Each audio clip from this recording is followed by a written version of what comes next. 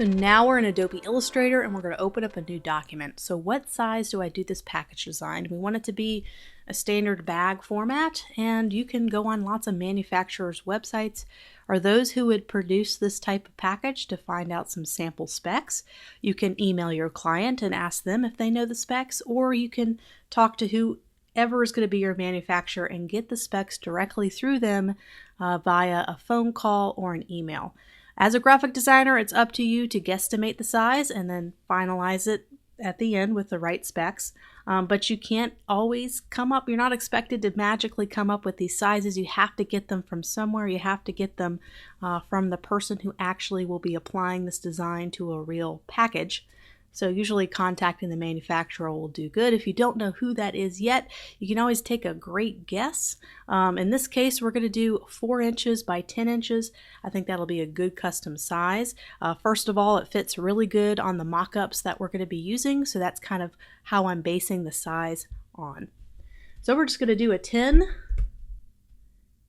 in height. Let's do 10 in height and a 4 in width and see how that works. Now, what's great about getting at least the dimensions right is you can always scale it bigger or smaller, especially now that we're working in a vector Illustrator environment. So it's not going to be a big deal if we have to add a ½ inch later on. It's not going to totally change our design too much. We're going to make sure we have a design that's flexible, that's not totally dependent on having the perfect size already. Okay, we're not going to worry about bleed. In some cases when it comes to package design, sometimes you need bleed, sometimes you don't need bleed. Usually with bags that kind of wrap around a product, sometimes, most of the case, they have not required bleed. A lot of things that's printed on paper, so let's say a wrapper, usually do require bleed. But something about bags and printing on cans, usually I found that they don't need bleed because you can't really trim a can like you can trim paper on a printed paper product. So that might be why. So we're not going to have any bleed. We're going to go ahead and create the document. And that's a little bit too tall, so actually I want to change the sizes. I kind of did this on purpose just to kind of show you how I quickly edit again a dimension of size after I've already opened it. So if I want to change and tweak this size, I'm going to go to File, Document Setup, and go to Edit Artboards, and I'm going to go ahead and change this so that it is a 10 height or a 14 height and a 10 width. That looks more like it. That is a great size for the front of the package design. And we will be doing a back a little bit later as kind of some bonus kind of lessons, but right now we're going to focus on the front. That's okay.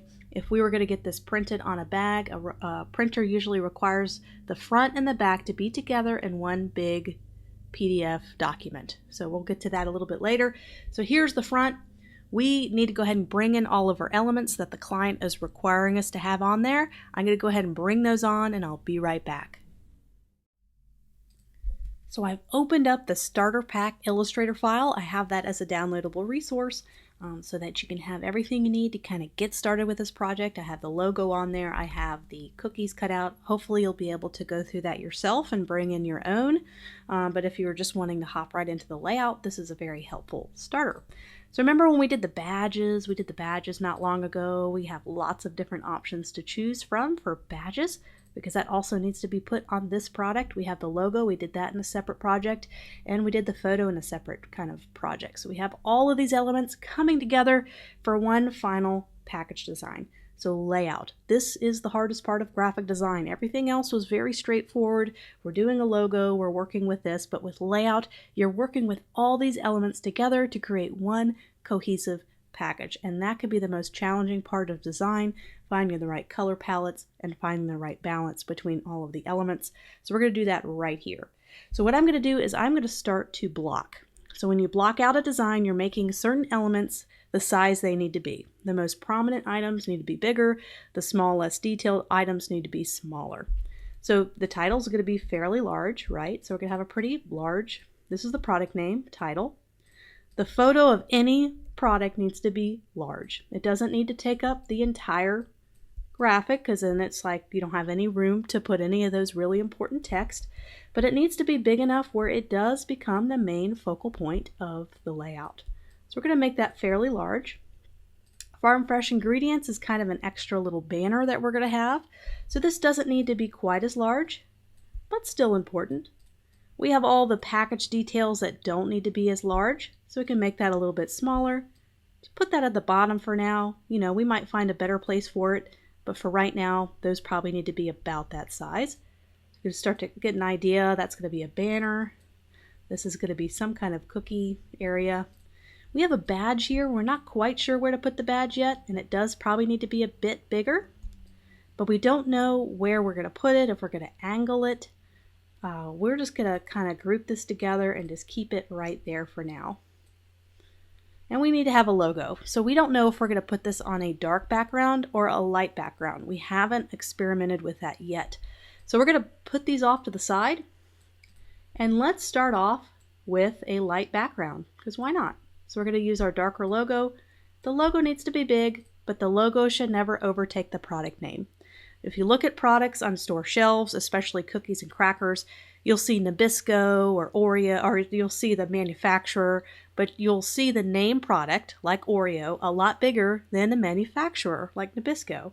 So you'll always see kind of the manufacturer or the overall company name smaller than the product. The product is the most important part of this piece. So now we can kind of, since we're blocking, we can continually make things bigger and smaller to our liking. So now we need to start thinking about our typography and what kind of final type choices we want to have.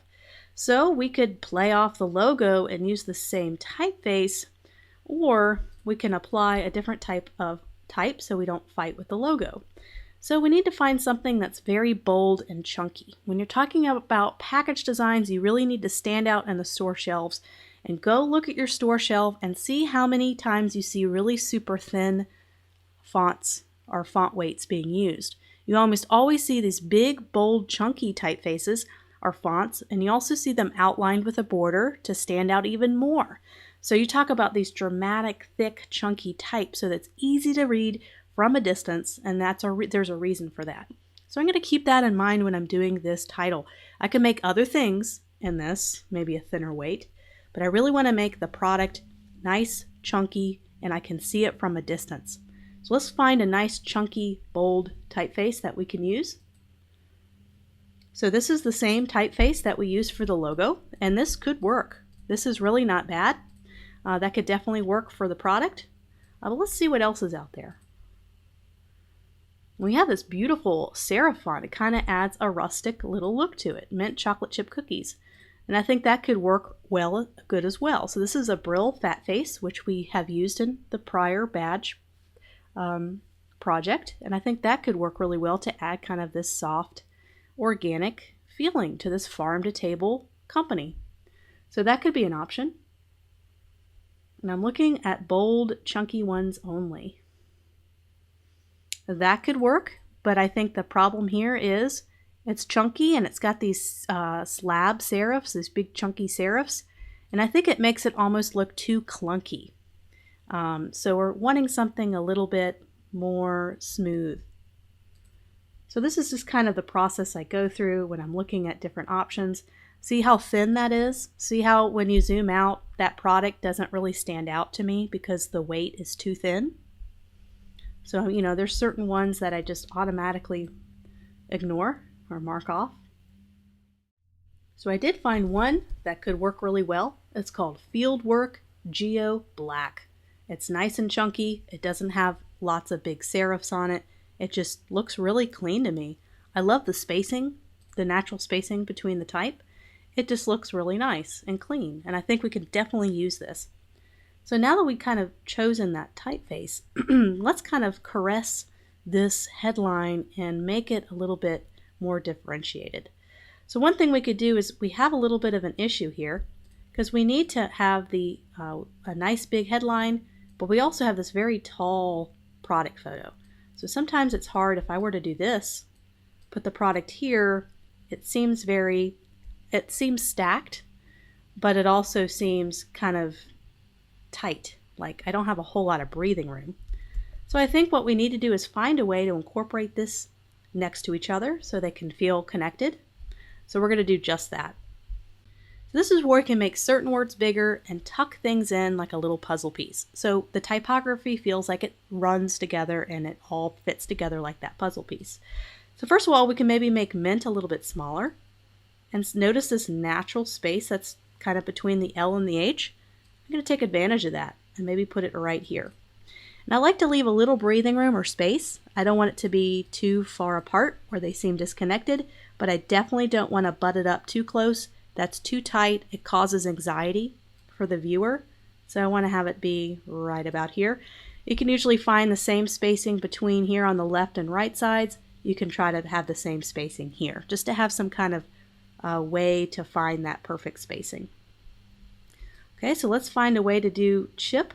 A lot of times, especially with big chunky typefaces, I like to find opportunities to continue a word down below. So in this case, I'm not putting them together like this because that starts to be a readability issue. I can't read that very well. So if I put a little spacing here, but it just kind of has this natural flow from the bottom of the H down to the H on the top. So it just kind of seems to fit together like that puzzle piece. Notice how the I is tucked in this white space. It just looks really nice that way. We try to have Cookie do the same thing, but see, there seems to be this huge kind of gap right there. It just doesn't seem very good.